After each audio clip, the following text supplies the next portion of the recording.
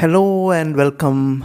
In this episode, we will be talking about a phenomenon called Autonomous Sensory Meridian Response or ASMR. Now, some of you may have heard about ASMR, some of you may have experienced it, and it is quite possible that most of you may not even have heard or experienced ASMR yet. So, ASMR is a pleasantly warm and a tingling sensation that starts on the top of our head and which moves slowly down our neck and through the spine. And this sensation is triggered by visuals or sounds, such as the sound of someone whispering or paper clinking, and when somebody's sound of somebody tapping his or her fingernails or something on a surface, or even soft paint brushes moving on human skin, or the sound of somebody cutting soap into pieces, or even the sound of somebody eating food, etc. And these triggers can change from person to person. Some things that trigger ASMR for some people may not do it for others, and it varies a lot. And it has been seen that some people use these ASMR trigger videos and sounds to get good sleep as well. Out there on the internet, there are thousands of people who create ASMR videos, and very few of them are celebrities in their own standing. And there we have seen many celebrities like Cardi B who have endorsed ASMR content on the internet. And some of these celebrities who create ASMR videos have millions of followers, and some popular ASMR videos have crores of views on YouTube. And it is said that in 2021 and in the recent times, ASMR has been among the top maybe 4 or 5 search terms on YouTube as well.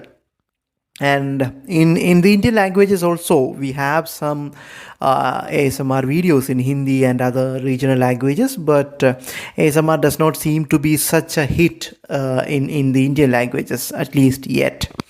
And there are some other triggers which cannot be recreated on YouTube or as videos. Triggers such as role plays, when one person plays a role of the hair cutting for the other person. So when this person whose hair is being cut gets ASMR sensation, or physical actions such as drawing your fingers on the back of someone.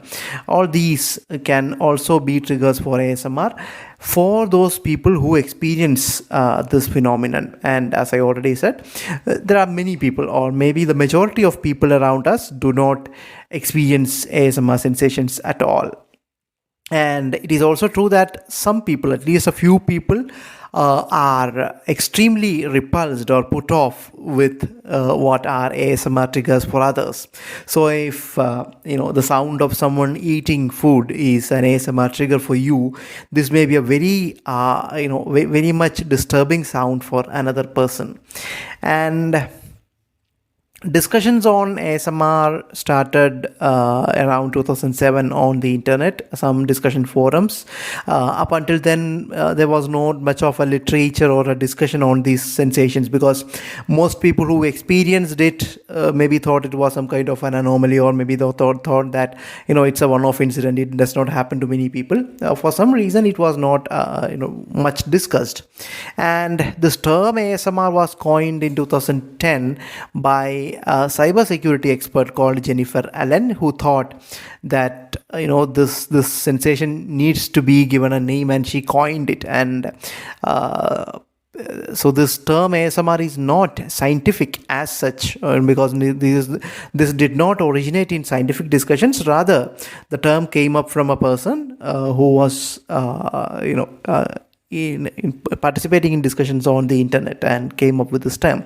So this may change, since once we get more studies, or once we get more more interest of the scientific community on this phenomenon, we may get new names for this phenomenon as well. And up until now, there have been some studies into ASMR, some surveys have been done, some lab experiments have also been conducted. One thing that we can be sure is that this experience of ASMR is real. It's not imagined. It's not something that happens because of expectancy. When you expect this to happen, it's not that it can happen only because you are expecting it. It genuinely happens with some people, and it has been suggested by some researchers that people who experience ASMR may also be sensitive to some other sounds, or rather intolerant to some sounds.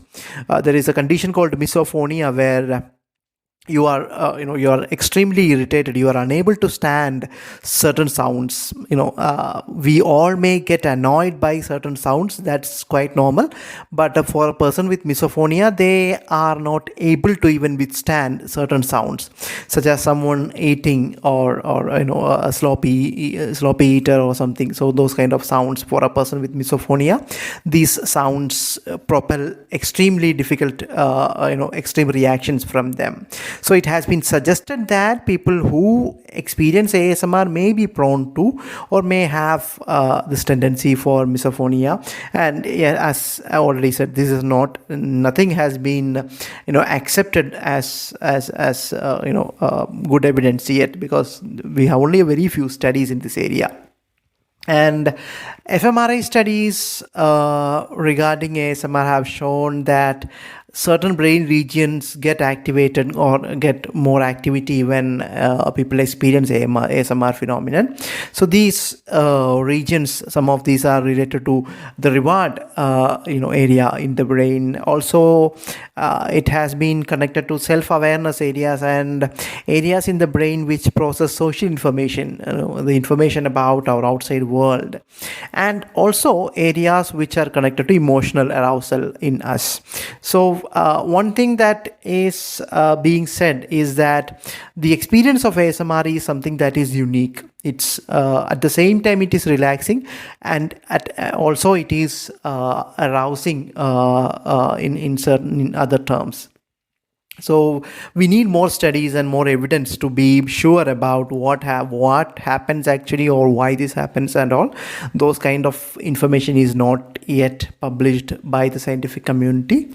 And some researchers have also proposed that the experience of ASMR may be related to the experience in other primates, such as monkeys, where they engage in grooming each other, which we may have seen when you have visited a zoo or something.